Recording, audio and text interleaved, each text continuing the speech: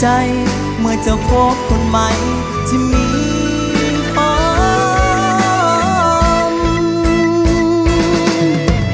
ยอมให้เจ้ามีเขายอมเป็นแฟนเก่ายอมให้เจ้าจากไปอายเจ็บซ้ำนี้คงบ่พอตาย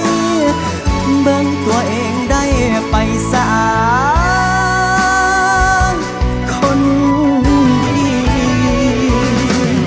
จงมีความสุขกับเขาหลายๆเด้อเจ้าให้สมกับมาเลือกเขาที่อายคนนี้หากมือได้เขาบ่ฮักเจ้าอีหลีแฟนเก่าผู้นี้ยังมีใจเสมอ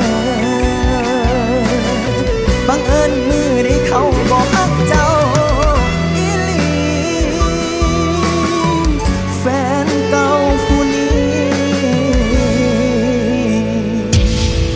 ยังท่าคนดีอยู่เด้อ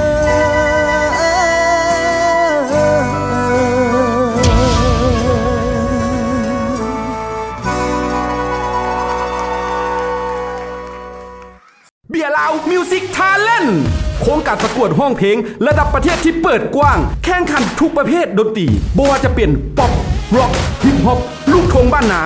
ผู้แข่งขันสามารถแข่งขันได้ทั้งประเภทห้องเดียวหรือกลุ่มเพื่อแสดงความสามารถทางด้านดนตรีให้ถึงขีดสุดและคว้าเอาตำแหน่งชนะเลิศเป็นเบียร์ลาวมิวสิกทาเลนต์ประจำปีนี้พร้อมกับเงินรางวัลทั้งหมด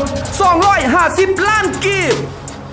แม่นไผ่จะเป็นเบียร์ลาวมิวสิกทาเลนต์ประจำปีนี้